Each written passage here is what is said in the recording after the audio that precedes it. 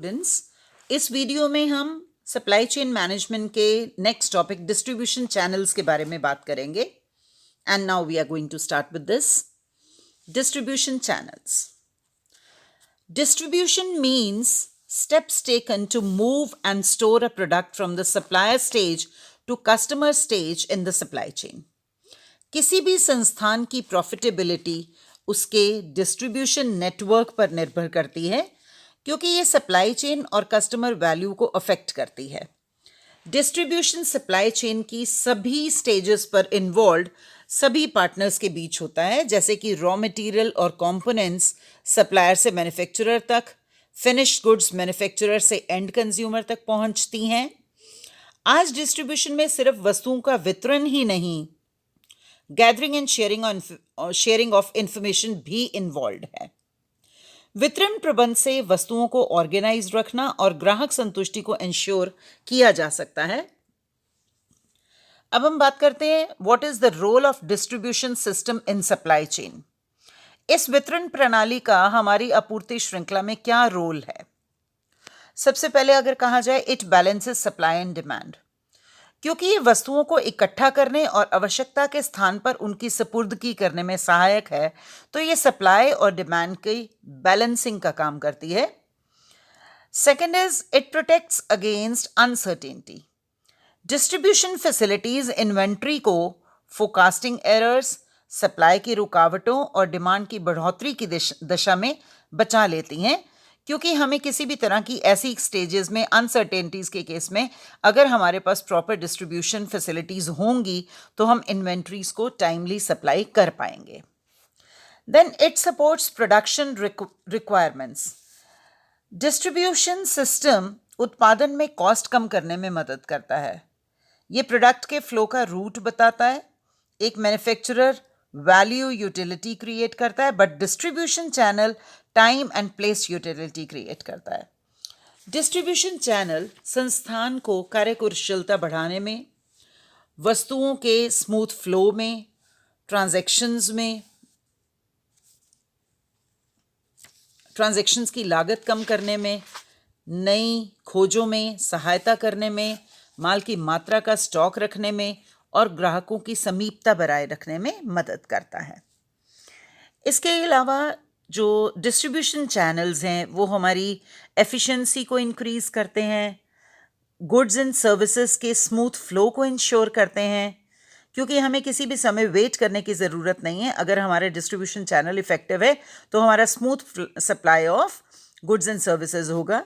इसके अलावा cost of transactions को रिड्यूस करने में मदद करते हैं, सर्च को फैसिलिटेट करते हैं। अगर हम कोई भी चीज़ सर्च करना चाहते हैं तो ईजिली की जा सकती है। देन प्रॉक्सिमिटी टू कस्टमर्स, हमारी जो गुड्स हैं हम अपनी इच्छा के मुताबिक अगर उनको कस्टमर्स के पास रखना चाहते हैं तो रख सकते हैं। और अगर एक इफेक्टिव डिस्ट्रीब्यूशन सिस्टम है तो हमें लेस स्टॉकिंग ऑफ गुड्स करना पड़ता है, हमें ज़्यादा माल को स्टोर करके नहीं रखना पड़ता, क्योंकि इफेक्टिव डिस्ट्रीब्यूशन चैनल हमारे पास है और जब भी कस्टमर मांगेगा वस्तुओं को तो हम उसको सप्लाई कर पाएंगे। अब बात करते हैं process of designing distribution channels. It involves decisions about number of middlemen to be included in the distribution channel in order to link marketing strategy to the needs of target consumers. और अगर हम process की बात करें कि क्या process है हमारी डिस्ट्रीब्यूशन चैनल्स को डिज़ाइन करने की, तो इसमें सबसे पहले आ जाती है फॉर्मुलेशन ऑफ चैनल ऑब्जेक्टिव्स। तो क्या चैनल ऑब्जेक्टिव्स हम रखेंगे? To increase availability of goods and services, to satisfy customer requirement, to ensure promotion of goods and services, to obtain detailed market information and cost effectiveness. तो आप समझ पा रहे हैं कि हम चैनल ऑब्जेक्टिव्स की जब फॉर्मुलेशन कर रहे हैं तो हम उसमें गुड्स एंड सर्विसेज की अवेलेबिलिटी को बढ़ाने की बात कर रहे हैं, कस्टमर रिक्वायरमेंट को सेटिस्फाई करने की बात कर रहे हैं, गुड्स एंड सर्विसेज की प्रमोशन की बात कर रहे हैं और डिटेल्ड मार्केट इंफॉर्मेशन भी लेने की बात कर रहे हैं, और इसके साथ साथ कॉस्ट इफेक्टिवनेस को भी इंश्योर करने की बात की जा रही है। फिर अगली प्रोसेस में अगर नेक्स्ट स्टेप पे हम आए तो it is to identify potential market intermediaries. ये डायरेक्टली और इनडायरेक्टली दोनों तरह से किया जा सकता है। अगर हम डायरेक्टली करने की बात करें to end consumer through own sales force. और अगर इनडायरेक्टली, दो फोर्सेस से, दो तरीके से मार्केट में हम काम करते हैं, डायरेक्टली या इनडायरेक्टली। डायरेक्टली में सीधा हम एंड कंज्यूमर को फोर्स के पास पहुंच रहे हैं, और इनडायरेक्टली कौन कौन होंगे हमारी मार्केट इंटरमीडियरीज? होलसेलर्स, एक ऐसा बिचौलिया जो मैन्युफैक्चरर से लार्ज क्वांटिटी में माल खरीदेगा, and acts as bridge between manufacturer and retailer. ये इंडिविजुअल भी हो सकता है और एक ऑर्गेनाइजेशन भी हो सकती है, और ये लोकल, स्टेट लेवल या नेशनल लेवल पे भी हो सकते हैं। इसके अलावा आ जाते हैं आपके एजेंट्स एंड ब्रोकर्स। ये ऐसे बिचौलिए हैं जो कि आउटसोर्स्ड सेल्स फोर्स के रूप में काम करते हैं। ये माल खरीदते नहीं हैं, केवल सेल और परचेज का सौदा करते हैं और कमीशन प्राप्त करते हैं। इसमें कई तरह के एजेंट्स एंड ब्रोकर्स को हम इंक्लूड करते हैं, जैसे सेलिंग एजेंट्स हैं, सोल सेलिंग एजेंट्स हैं, कमीशन एजेंट्स हैं, ब्रोकर्स हैं जिन्हें हम दलाल भी कहते हैं, क्लियरिंग एजेंट्स हैं और फॉरवर्डिंग एजेंट्स हैं। इसके अलावा अगर इंटरमीडियरीज की बात की जाए तो रिटेलर्स भी इसी कैटेगरी में आएंगे। इंटरमीडियरीज में रिटेलर्स जो स्मॉलर क्वांटिटीज को सेल आउट करते हैं to customers, sorry. It makes available right kind of goods. They provide market information to manufacturer and wholesaler. क्योंकि रिटेलर का डायरेक्ट कॉन्टैक्ट कस्टमर के साथ है, तो ये मार्केट की इंफॉर्मेशन को पहुंचाना किस तक चाहिए? इंफॉर्मेशन पहुंचानी मैन्युफैक्चरर तक एंड होलसेलर तक, क्योंकि होलसेलर के थ्रू भी इंफॉर्मेशन मैन्युफैक्चरर तक ही पहुंचेगी। इसके अलावा अगर इंटरमीडियरीज की बात की जाए तो इंटरमीडियरीज में और आ जाते हैं वैल्यू एडेड रीसेलर्स। ये ऐसे मिडलमैन या ऐसे मीडिएटरीज हैं या ऐसे मिडलमैन हैं या ऐसे बिचौलिए हैं जो माल खरीदते हैं, उसमें एडिशनल सर्विसेज जोड़ते हैं और एक इंटीग्रेटेड प्रोडक्ट के रूप में रीसेल करते हैं। ये प्रैक्टिस ज़्यादातर इलेक्ट्रॉनिक्स एंड आईटी इंडस्ट्री में यूज़ होती है। कस्टमर्स की रिक्वायरमेंट के लिए डिज़ाइन किए गए प्रोडक्ट के लिए एक स्पेसिफिक एप्लीकेशन भी डेवलप की जा सकती है, जिसे फिर एक नए पैकेज के रूप में रीसेल किया जा सकता है। इसके अलावा नॉन स्टोर रिटेलिंग की अगर बात की जाए तो इसमें direct selling, mail order selling, TV shopping, shopping through website etcetera आजकल ये बड़ी तेज़ी से विकास कर रहा है। अगली अगर बात करें process of designing distribution channel में, तो आ जाता है एनालिसिस ऑफ प्रोडक्ट। चैनल का सिलेक्शन प्रोडक्ट की नेचर और फीचर्स के अकॉर्डिंगली होगा। जैसे कि पेरिशेबल प्रोडक्ट्स को स्पीडी मूवमेंट और शॉर्टर रूट ऑफ डिस्ट्रीब्यूशन की ज़रूरत पड़ेगी, लेकिन अगर ड्यूरेबल एंड स्टैंडर्डाइज्ड प्रोडक्ट्स हैं तो उनके लिए लॉन्गर एंड डाइवर्सिफाइड चैनल्स की ज़रूरत पड़ती है। कस्टमाइज प्रोडक्ट्स के लिए डायरेक्ट डिस्ट्रीब्यूशन टू कंज्यूमर का मेथड भी यूज़ किया जा सकता है। सो एनालिसिस किया जाएगा प्रोडक्ट का कि हमारा प्रोडक्ट कैसा है और उसके अकॉर्डिंगली ही हम अपने डिस्ट्रीब्यूशन चैनल को सिलेक्ट करेंगे। अगला फैक्टर जो इसमें आ जाएगा वो आ जाएगा कॉम्पिटिटर्स का। कॉम्पिटिटर्स के चैनल्स को क्लोजली वॉच करना बहुत इंपॉर्टेंट है। बहुत सी परिस्थितियों में प्रोडक्ट के डिस्ट्रीब्यूशन के लिए समान माध्यमों का प्रयोग अनुकूल होता है, जैसे कि कुछ प्रोडक्ट्स में डिस्ट्रीब्यूशन के लिए रिटेल स्टोर को बाईपास करके डोर टू डोर सेल्स का चैनल यूज़ किया जा सकता है। अब बारी आ जाती है सिलेक्शन ऑफ ऑल्टरनेटिव्स की। इसमें वेरियस अवेलेबल ऑप्शंस का कॉस्ट बेनिफिट एनालिसिस किया जाएगा। डिस्ट्रीब्यूशन कॉस्ट में परिवहन लागत के साथ साथ cost of warehousing, cost of material handling और इंटरेस्ट ऑन इन्वेंट्री हेल्ड भी शामिल होगा। कॉस्ट बेनिफिट एनालिसिस से ही हम सही डिस्ट्रीब्यूशन चैनल का चुनाव कर सकते हैं। इसके बाद आ जाता है हमारा मार्केटिंग एनवायरनमेंट। डिप्रेशन यानी कि मंदी के दौरान छोटा और सस्ता चैनल पसंद किया जाता है। प्रोस्पैरिटी के समय में हमारे पास बहुत से उपलब्ध विकल्पों का चुनाव कर सकते हैं। यदि ट्रांसपोर्टेशन और वेयर हाउसिंग में कोल्ड स्टोरेज की फैसिलिटी है तो दूर की मार्केट्स में भी पेरिशेबल प्रोडक्ट्स पहुंचा सकते हैं। इससे पेरिशेबल प्रोडक्ट्स के वितरण में बिचौलियों की अहम भूमिका बन जाती है। सो मार्केटिंग एनवायरनमेंट पे भी डिपेंड करेगा, कैसी मार्केट सिचुएशन है, कैसा एनवायरनमेंट है, तो ये भी डिपेंड करेगा हम डिस्ट्रीब्यूशन चैनल कैसे डिज़ाइन करेंगे। अगला फैक्टर आ जाता है evaluation of companies resources. Company का साइज मार्केट के साइज को निर्धारित करेगा और मिडलमैन का कॉपरेशन भी इसी पर डिपेंड करता है। एक बड़ी कंपनी के लिए छोटा चैनल हो सकता है। इसके अलावा यदि कंपनी की प्रोडक्ट लाइन बड़ी विस्तृत है तब भी चैनल छोटा होगा। यदि प्रोडक्ट मिक्स में स्पेशलाइजेशन है तो कंपनी एक्सक्लूसिव डीलरशिप भी दे सकती है। एक फाइनेंशियल वीक कंपनी को बिचौलियों पर निर्भर रहना होगा। तो अगर तो कंपनी के अपने रिसोर्सेज हैं, कंक्लूजन हम क्या निकाल रहे हैं इसका कि अगर कंपनी के अपने रिसोर्सेज हैं तो हम एक छोटा डिस्ट्रीब्यूशन चैनल जैसे डायरेक्ट कस्टमर सेलिंग भी यूज़ कर सकते हैं। लेकिन अगर फाइनेंशियली वीक कंपनी है तो उसे जो हमारे मीडिएटरीज हैं उनकी मदद लेनी पड़ेगी, बिचौलियों पर निर्भर रहना पड़ेगा। इसके बाद अगला काम क्या किया जाएगा कि कस्टमर नीड्स का एनालिसिस किया जाएगा, एनालिसिस ऑफ कस्टमर नीड्स। एक फर्म को अपने ग्राहकों की आवश्यकता का विश्लेषण अवश्य करना चाहिए। क्या क्या एस्पेक्ट्स को ध्यान में रखोगे आप कस्टमर्स की नीड्स को एनालाइज करते हुए कि उनका जो ऑर्डर वो कर रहे हैं उसका लॉट साइज क्या है, वेटिंग टाइम क्या है, स्पेशल कन्वीनियंस क्या है, किस लेवल तक आप कस्टमर की बाइंग को ईजी बना सकते हो, एंड प्रोडक्ट की वैरायटी कितनी अवेलेबल है। तो ये सारे फैक्टर्स होंगे। इसके बाद अगर बात की जाए तो consideration related to government, for example only a licence holder can sell medicine. ऐसे केस में प्रोडक्ट का वितरण केवल उन्हीं इंटरमीडियरीज के माध्यम से ही हो सकता है जिनके पास लाइसेंस हो। तो ये थी हमारी how we design our distribution channels. अब कौन कौन से फैक्टर्स अफेक्ट करते हैं हमारे चैनल डिज़ाइन को? तो क्या फैक्टर्स अफेक्ट करेंगे?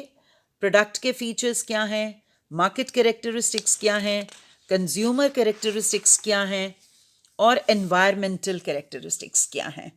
तो कैसा प्रोडक्ट है, मार्केट कैसी है, कंज्यूमर्स किस तरह के हैं और एनवायरमेंट कैसा है। तकरीबन इन सब फैक्टर्स की अभी हमने पिछले सारे पॉइंट्स में डिस्कशन की है। So we are moving to next point, product characteristics की अगर बात की जाए तो जब आप प्रोडक्ट कैरेक्टरिस्टिक्स की बात करते हो उसमें क्या क्या चीज़ें आप देखोगे? प्रोडक्ट की पेरिशेबिलिटी कैसी है, प्रोडक्ट्स पेरिशेबल हैं या नॉन पेरिशेबल हैं, स्टैंडर्डाइज प्रोडक्ट्स तो नहीं है, उनका प्रोडक्ट्स का टेक्निकल नेचर कैसा है और यूनिट वैल्यू ऑफ प्रोडक्ट क्या है। तो जो आपने प्रोडक्ट कैरेक्टरिस्टिक्स को ध्यान में रखना है वो ये सारी हुई। इसके बाद बात करते हैं मार्केट कैरेक्टरिस्टिक्स की। तो नंबर ऑफ बायर्स कितने हैं मार्केट में, सबसे पहले साइज की बात कर ली जाए, साइज ऑफ मार्केट क्या है, नंबर ऑफ बायर्स कितने हैं, टाइप ऑफ बायर्स क्या हैं, बाइंग हैबिट्स क्या हैं और कितनी क्वांटिटी है, बाइंग क्वांटिटी क्या है, कितनी क्वांटिटी में वो माल को बाय करते हैं। Then are consumer characteristics.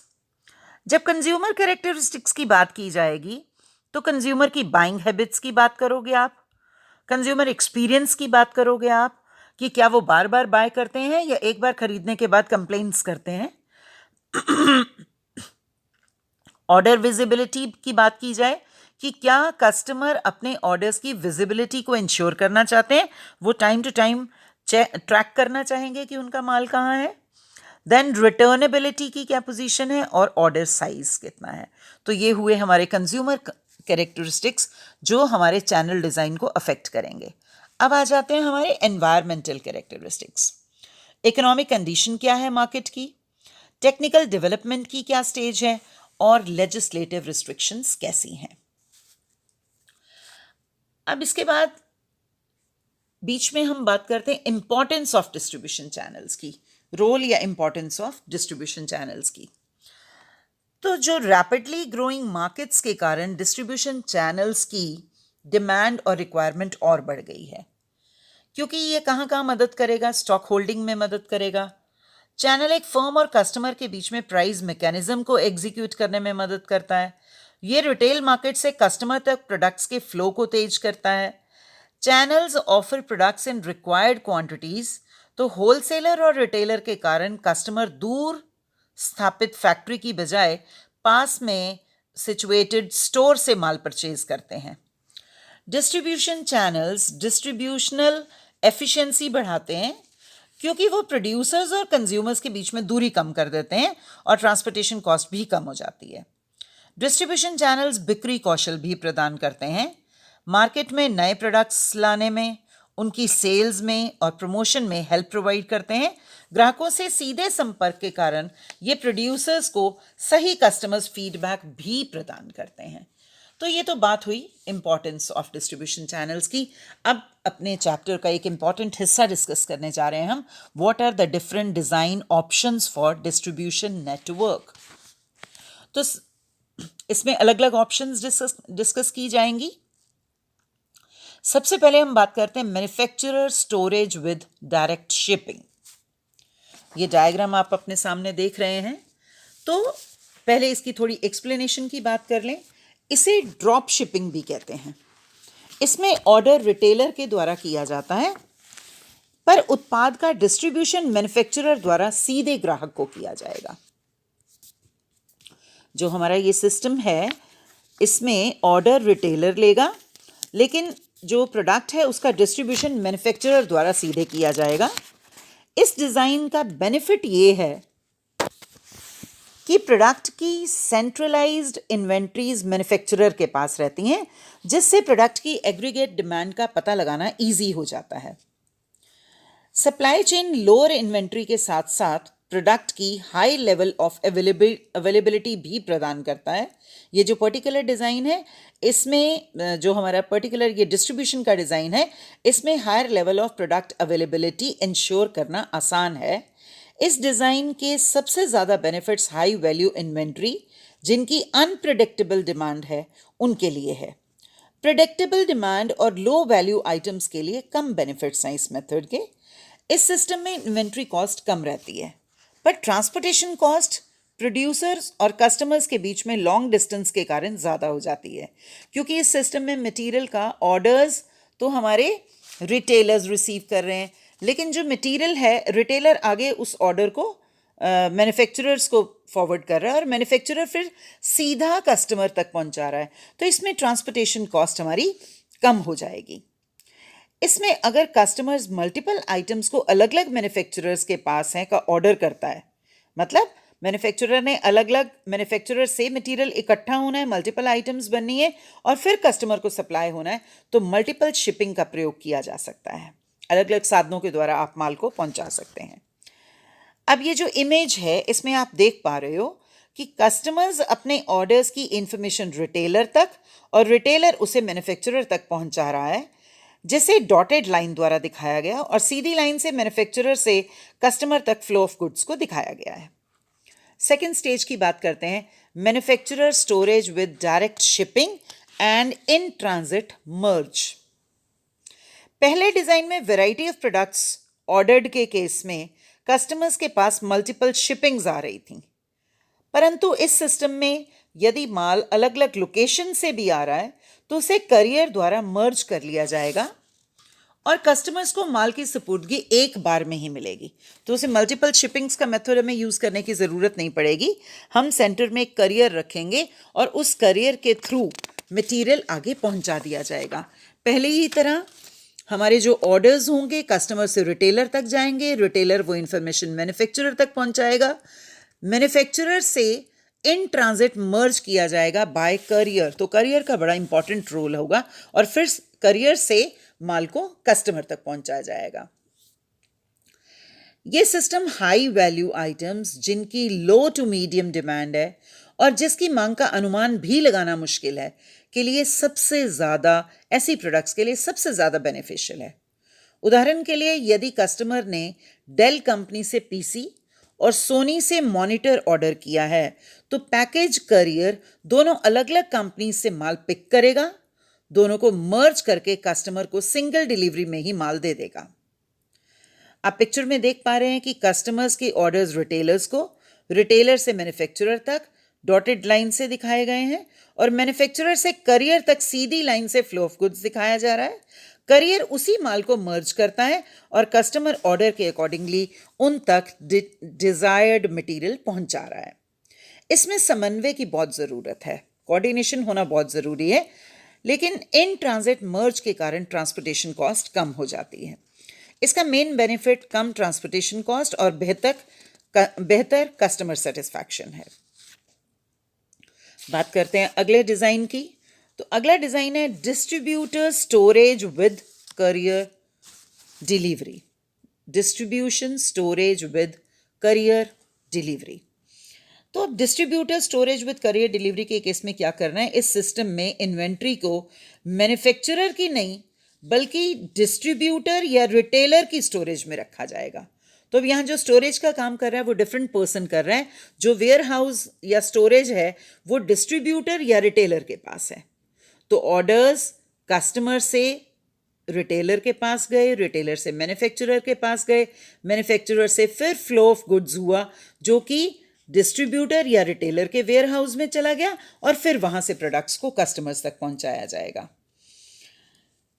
तो हमने किया क्या है, इन्वेंट्री को मैन्युफैक्चरर के नहीं डिस्ट्रीब्यूटर या रिटेलर की स्टोरेज में रखा जाएगा और करियर के द्वारा माल कस्टमर्स तक पहुंचाया जाता है। यह सिस्टम ज़्यादा डिमांड वाली वस्तुओं के लिए उचित है। इसमें ट्रांसपोर्टेशन कॉस्ट कम आएगी क्योंकि इकोनोमाइज्ड मोड ऑफ ट्रांसपोर्टेशन यूज किया जाएगा। This system is not good for slow moving items. तो ये था हमारा थर्ड डिजाइन। नेक्स्ट आ गया हमारा distributor storage with last mile delivery. This system is used when trader और रिटेलर कस्टमर्स के द्वारा ऑर्डर की गई वस्तुओं को करियर का यूज करने की बजाय डायरेक्टली कस्टमर्स को भेज देते हैं। लोकल डिस्ट्रीब्यूशन चैनल सेंटर इस बात के लिए रिस्पॉन्सिबल रहेगा कि वे रिक्वायर्ड पार्ट्स को डीलर के पास भेजता जाएगा और हर रोज कई डिलीवरीज की जाएंगी। इस सिस्टम में हाई लेवल ऑफ इन्वेंट्री की ज़रूरत पड़ती है। इसमें ट्रांसपोर्टेशन कॉस्ट ज़्यादा आएगी, स्पेशली जब माल को मल्टीपल लोकेशंस पर डिलीवर करना हो। यह सिस्टम डेंस सिटीज़ में, घने शहरों में कम महंगा पड़ता है, स्पेशली जब डिस्ट्रीब्यूशन का मार्केट साइज बड़ा हो और उसके पास बहुत से प्रोडक्ट्स हो। ट्रांसपोर्टेशन कॉस्ट बल्कि प्रोडक्ट्स के लिए उचित रह सकती है जिनके लिए कस्टमर होम डिलीवरी के लिए पेमेंट करने को तैयार हैं। तो अगर कोई बल्कि प्रोडक्ट्स हैं और सीधे आपने लास्ट माइल डिलीवरी देनी है, लास्ट माइल का मतलब है सीधा कस्टमर के लोकेशन तक डिलीवरी देना। तो अगर आपने लास्ट माइल तक डिलीवरी देनी है तो ट्रांसपोर्टेशन कॉस्ट आप बढ़ा भी सकते हैं और बढ़ी हुई कॉस्ट को आप बियर भी कर पाएंगे क्योंकि ग्राहक ज़्यादा पेमेंट करने के लिए तैयार हो जाएगा। अगले अगर हम डिज़ाइन की बात करें तो नेक्स्ट डिज़ाइन हमारा आ जाता है distributor storage with customer pickup. इसमें प्रोडक्ट का स्टोरेज मैन्युफैक्चरर या डिस्ट्रीब्यूटर के गोडाउन में किया जाएगा। कस्टमर्स ऑनलाइन या फ़ोन से ऑर्डर प्लेस करता है और फिर बताए गए पिकअप पॉइंट्स पर प्रोडक्ट पिकअप के लिए पहुंच जाते हैं। इन्वेंट्री को स्टोरेज प्लेस से पिकअप पॉइंट्स पर भेज दिया जाएगा। और इंडिया में अमेज़ॉन ने बहुत से लोकल रिटेल स्टोर्स के साथ एग्रीमेंट किया हुआ है एंड वे पिकअप पॉइंट्स का काम करते हैं। और जिन कस्टमर्स के पास ऑनलाइन ऑर्डर की सुविधा ना हो उनसे ऑर्डर्स भी प्राप्त करते हैं। इस सिस्टम में इन्वेंट्री कॉस्ट कम आती है, ट्रांसपोर्टेशन कॉस्ट भी कम बाकी सिस्टम से कम रहती है क्योंकि सभी ऑर्डर्स के माल का एग्रीगेशन करके पिक पॉइंट तक मटेरियल भेज दिया जाएगा। कस्टमर पिकअप के लिए ऑर्डर विजिबिलिटी बहुत ज़रूरी है, तो ऐसे इक्विपमेंट्स का होना ज़रूरी है, ऐसा सिस्टम होना ज़रूरी है कि कस्टमर अपने मटेरियल की जो पोजीशन है, ट्रैकिंग है, उसको कर पाए। मटेरियल पिकअप पॉइंट पर पहुंचने पर कस्टमर को इन्फॉर्म कर दिया जाएगा और कस्टमर पिकअप के लिए आने पर प्रोडक्ट को आइडेंटिफाई कर लिया जाएगा और कस्टमर के हवाले कर दिया जाएगा। अब चलते हैं अपने नेक्स्ट डिज़ाइन की तरफ। तो हमारा नेक्स्ट डिज़ाइन है retail storage with customer pickup. इस सिस्टम में मटेरियल का स्टोरेज रिटेलर के पास किया जाएगा। कस्टमर्स ऑनलाइन या डायरेक्ट ऑर्डर करते हैं और स्वयं ही मटेरियल पिकअप कर लेते हैं। इसमें इन्वेंट्री कॉस्ट बढ़ जाएगी क्योंकि आपको अपने पास मटेरियल को मेंटेन करना पड़ेगा, तो आपके पास प्रॉपर इन्वेंट्री होनी चाहिए ताकि स्टॉक आउट पोजीशन ना आए। ऐसा ना हो कि मटेरियल आपको प्रोडक्ट का ऑर्डर प्लेस करे और आपके पास माल ना हो, तो इन्वेंट्री कॉस्ट बढ़ जाएगी।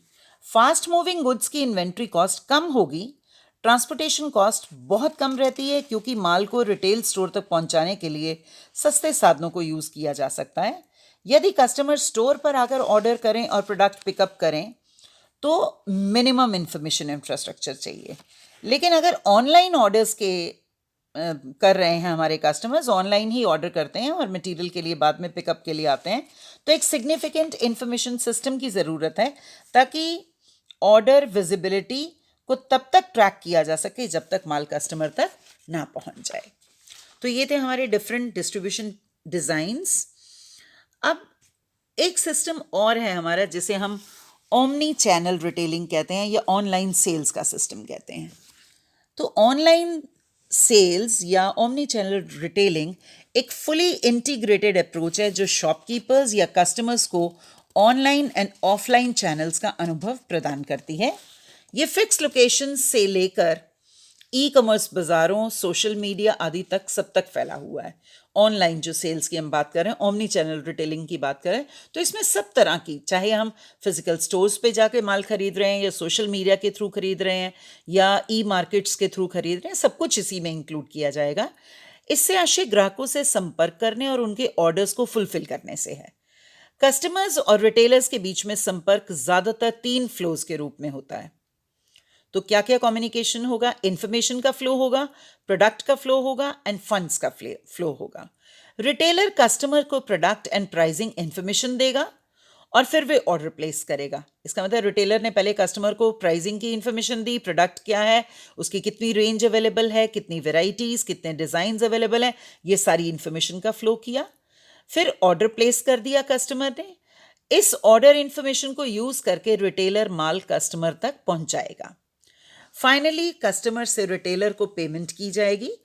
दूसरी बार अगर आप माल खरीद रहे हो, एक ही रिटेलर से अगर आप दूसरी बार माल खरीदते हो तो कस्टमर्स को एक मेल के जरिए उसे नियर बाय स्टोर्स और इवेंट्स के बारे में बताया जाता है और अपने फ्रेंड्स को इन स्टोर्स को प्रमोट भी करने को कहा जाता है।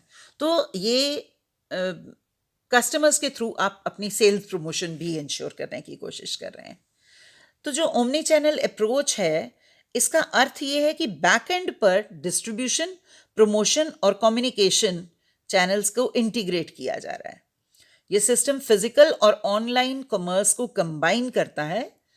शोरूम कस्टमर्स पहले स्टोर पर जाकर प्रोडक्ट और प्राइसेस चेक करते हैं, फिर ऑनलाइन प्राइसेस चेक करते हैं, फिर कहीं और से ही प्रोडक्ट परचेज करते हैं। इसका मतलब इसमें कस्टमर के पास पूरी फ्रीडम है कि वो पहले शॉप पे जाके चीज़ को इंस्पेक्ट कर ले, फिर ऑनलाइन चेक कर ले और फिर जहाँ से उसकी इच्छा हो वहाँ से वो प्रोडक्ट को परचेज करते हैं। Omni channel retailing physical stores और ऑनलाइन चैनल की स्ट्रेंथ्स को कंबाइन करता है। फिजिकल स्टोर्स कस्टमर्स को हाई इंफॉर्मेशन कॉम्प्लेक्सिटी प्रोडक्ट का अनुभव प्रदान करते हैं और इन कंट्रास्ट जो ऑनलाइन चैनल्स हैं वो अनप्रेडिक्टेबल डिमांड वाले प्रोडक्ट्स के लिए बेहतर हैं। एक इफेक्टिव कॉम्बिनेशन तब बनता है जब फिजिकल स्टोर्स प्रेडिक्टेबल डिमांड वाले प्रोडक्ट्स को बेचते हैं, अनप्रेडिक्टेबल डिमांड वाले प्रोडक्ट्स के लिए शोरूम का काम करते हैं और ऑनलाइन चैनल के लिए पिकअप लोकेशन की फैसिलिटी भी प्रदान करते हैं और ऑनलाइन चैनल्स प्रेडिक्टेबल डिमांड वाले प्रोडक्ट्स को कस्टमर तक पहुंचाते हैं। तो ये था सारे डिस्कशन हमारा डिस्ट्रीब्यूशन चैनल्स के बारे में। आई होप आपको सब समझ में आया होगा। Thank you.